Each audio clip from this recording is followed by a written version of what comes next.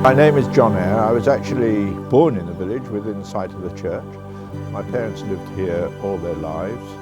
Indeed, there's one of my ancestors buried behind me. I'm the church warden, and some year ago I was asked to head up a group to look at the possibility of repairing the spire, which has developed leaks and needed pretty urgent renovation. The stump is thought to be 14th and 15th century. In 1841, I believe, a wooden structure was built with wooden shingles on top of the stump. And that survived until 1915, when a dreadful storm blew it down. Yeah. Oh, that's very familiar, and that's before the spire, isn't it? You know, that's yes, because it used to have the old wooden thing for the bells. Stump.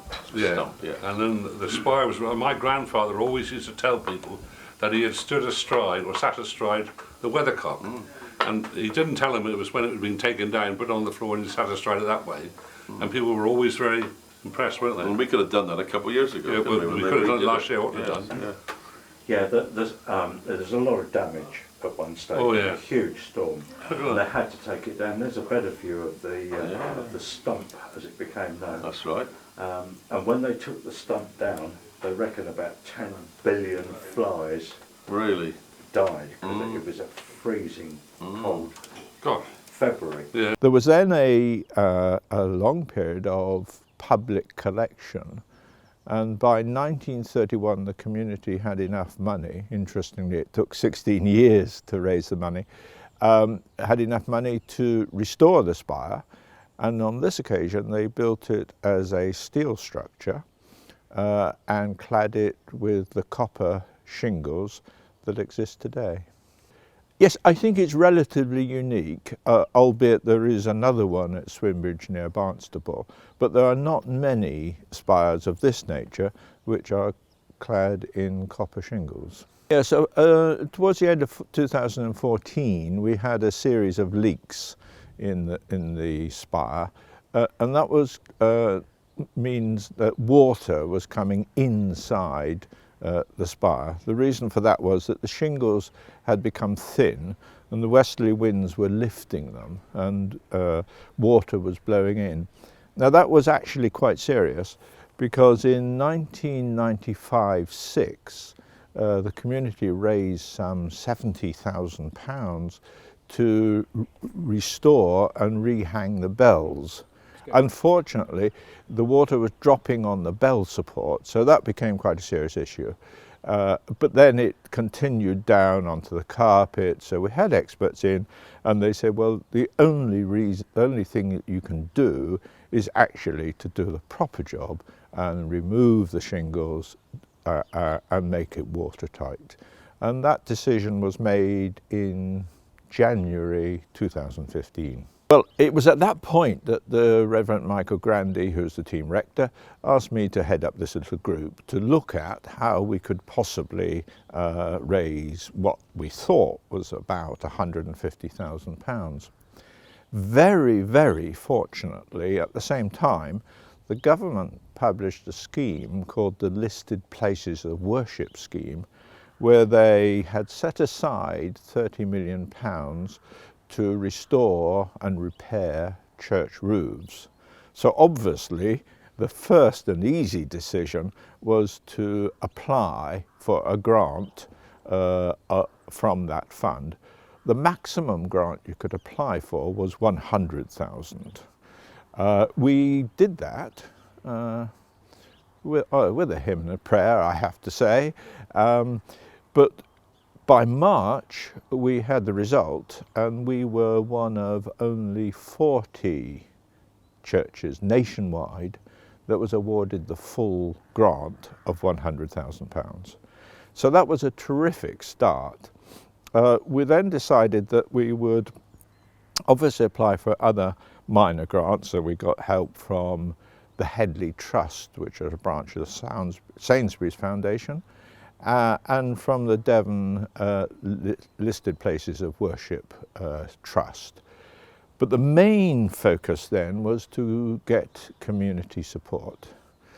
In the community, in the parish of Kingsnympton, there are about 175 houses.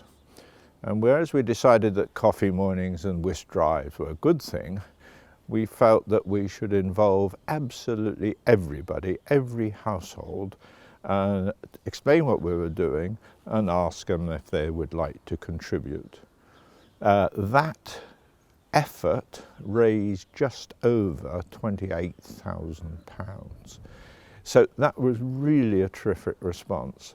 And I have to say that it was very humbling. What we did was we delivered letters to every household with an envelope, and then we returned, I was assisted by other people obviously, we returned and collected the envelope. And at virtually every household, we had some sort of response. So that just demonstrated really the community aspect of it, not just the church, the community aspect of it. And we got the £28,000. So that with the grants and what the parochial church council needs to contribute brought us up to 150,000. And we've achieved that in about 10 months. And then we were fortunate to engage a lady called Alison Bunning, who is a heritage architect. And we employed her, once we got enough money, to be the project director or project architect. And she was obviously able to advise us on who to contact, who to ask to tender. I was asked to be the quinquennial and inspecting architect for St James's a couple of years ago. Every church needs to have an inspection every 5 years, and I was appointed to carry that out. At that time, we noticed that there was a tremendous amount of water coming into the spire, and so we realised that we had to do something about it. Part of the inspection it involves sorting out the priorities, working out which are going to be the most important issues to address. And obviously a lot of water entering a building is going to be a major priority. We knew that we had to address this problem fairly quickly. It was beginning to lead to substantial damage inside the tower and the spire. So it was obvious that it had to be dealt with as soon as possible. What happened after we applied for the grant and found out that we'd been successful, we had to appoint a building contractor. We approached 5 different contractors with a package that we asked them to price. The package was a very detailed specification of the work that was required. Prior to that, of course, we had looked very carefully at how we built up that specification and what was to be included in the work, the methods that were to be used, any particular requirements or any particular restrictions that there might have been on the work, which included checking for bats, all sorts of other requirements. Part of my job as the architect for the work was to draw up all the specifications and some drawings for the work as well. It's obviously quite difficult drawing a spire when you're not able to gain access right up to it, so we had to have a degree of informed guesswork about exactly how tall the tower was and what we were going to find once we were able to get up there. But we built that into the specification and drew up a detailed specification for the work, and that was what the contractors were asked to price. The contractor was mainly chosen on price. We don't always choose just on price, but it obviously is the main concern. The contractors that had been shortlisted and asked to tender had already been checked for their suitability for the work. I was able to advise on a good selection of contractors, reasonably local and who had carried out similar work and had a good reputation for the type and quality of work that they carried out. So we were able to choose Corbel Conservation as the contractor, mainly on the price but also on their reputation. Yeah, so my name is Oskar Niewadzi and I'm a project manager for Corbel Conservation. So I act as a site manager for this project as well. So basically I coordinate all the works that are happening here. Also I'm in charge of health and safety and programming and stuff like that. Well, the project is obviously priced by, it's usually by our business director or by our estimating team at Corbel Conservation, and after we win the tender, then it's handed over to the operations team. So Chris Foster, our operations director, then distributes the projects along our management team, and I basically were given this one, so I have a handover when all the information that's compiled during the tendering process and all the conversations the estimating team has with the client are sort of compiled. They're given to me. I have all the information, and from then I appoint subcontractors. I do all the health and safety briefing and all the health and safety stuff, and I do the program. And then I liaise with client, and then basically we're on site. Well, so usually Alison, usually the architect, which is Alison Banning in this case, will give us specific requirements that she wants from us. So in this case, she wants a design scaffold. The scaffold would have to be designed anyway because it's a church spire and it's quite complicated. So we basically have our database of approved subcontractors to which we often use, and we go to them. So they give us their proposed designs and they propose prices, and then we choose what's the best and what's the best value for the client as well. So the scaffold is designed by the design engineer. He forwards the design to us. We forward it to the architect and to the engineer to check and look over, and then we just basically say yes or no. They come on site and they start erecting. This particular scaffold is actually quite complicated, obviously, because it can't be touching the spire when we clad the boards with the copper. So it has to be in a way freestanding. There's quite a lot of buttressing at the bottom. It can be tied to the building, but only at the lower levels. So this is quite complicated scaffold. So it's particularly important here that the design is good. Well, the job basically involves us stripping the existing copper shingles from the roof and replacing them with new. So that's what we basically do. We're getting rid of everything that was there on the roof, that was covering the roof, which has failed. The shingles were lifted every time there was a strong wind. The shingles would get lifted. There were leaks, water ingress into the church, so we had to get rid of that. We had to repair any boards that were rotten or too far gone already or split, so we replaced them.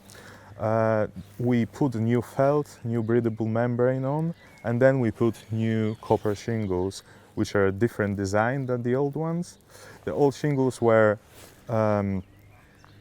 individual copper shingles, which are very difficult to fix. That's why they were nailed through with the nails, which is not very good at all, as you can possibly imagine from the waterproofing point of view. If you basically pierce through the waterproofing membrane, then you let the water in. So now we have a totally different design when we do them in continuous strips of shingles with welded clips that hold them all together. So this is on the programming stage, we basically come up with a sequence of works. So the sequence of works for this job was to erect the scaffold, strip old shingles, repair the timber boarding, refelt, and put new shingles on. So that's basically it in the nutshell, but obviously it's not as simple. There are other bits and pieces that we have to coordinate in the meantime, which is like some specialist joinery, repairing the louvers, replacing lead gutter, the detail around the base of the tower is also quite complicated. So yeah. As the project progresses, I have quite an important role checking the works as they are carried out. I visit site about once a fortnight, as and when is required, to look at the work, to check it's been carried out in accordance with the contract, and also to troubleshoot any problems that crop up as we go along. Inevitably, with any work on an old building, there will be little things that can't be foreseen before you start, and so you have to sort them out as you go along. So I'm visiting site on a regular basis, and also keeping track of the money side, the financial side of things. Every month we check how much work has been done, and that gets paid for. So we're putting new shingles on the spire. So our solution, that what the architects for this project and ourselves came up with, is to do them in continuous strips rather than individual shingles. So that will create more rigid sort of construction, and would prevent them from being lifted by the wind. So we basically do the panels like that. We do the continuous panels, and we fix them and then overlap them. So actually, say this panel ends somewhere here. So it's actually quite a massive panel, and it's fixed in here. So all the fixings are hidden by one overlap and then the second overlap. And then we have soldered copper clips that are holding them from preventing them from being lifted. So this is actually a very solid structure now. It's not going anywhere. It's not going to be lifted by the wind. It's not going to let any water in, and this should stay here for another few decades.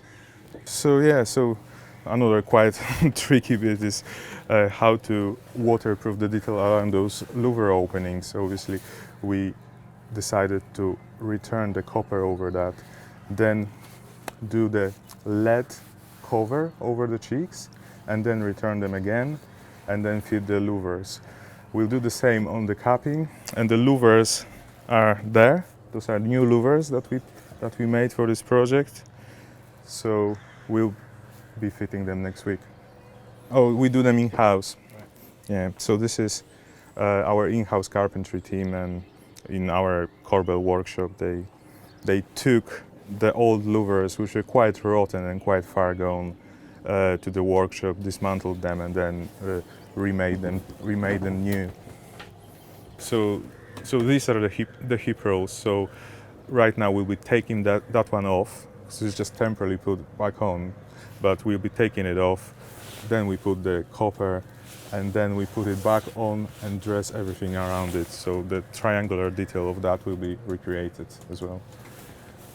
The standard breathable felt, yeah.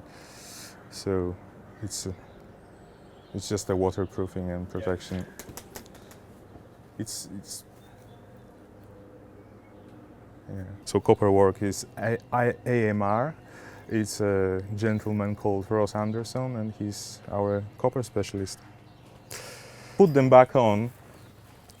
We'll lap those shingles on, create a return, and then put a cover and return it as well here, and put like a copper strip inside, creating a flat seam, and this will sit here. So we'll just dress it around nicely. The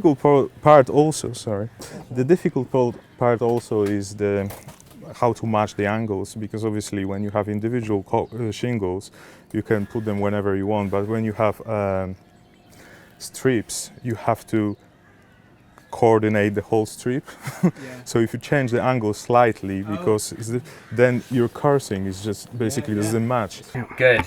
We're doing the lead cheeks on the louver, and with the copper shingles, creating a welt for the lead to actually sit into to make a perfect weathering on this edge. Because you've got a vertical bit, it can easily penetrate if you've just got overlapping material. So we're welting it together, creating a weather-tight seam, and then lead in the cheeks for the louvers to go on, and then we can crack on upwards. That's fine. Then I can flatten that bit back because I got to put another course in there. I'm going to do that after the. I'm going to do that after the louver goes back. And slip it up and flip it. Yeah. Okay.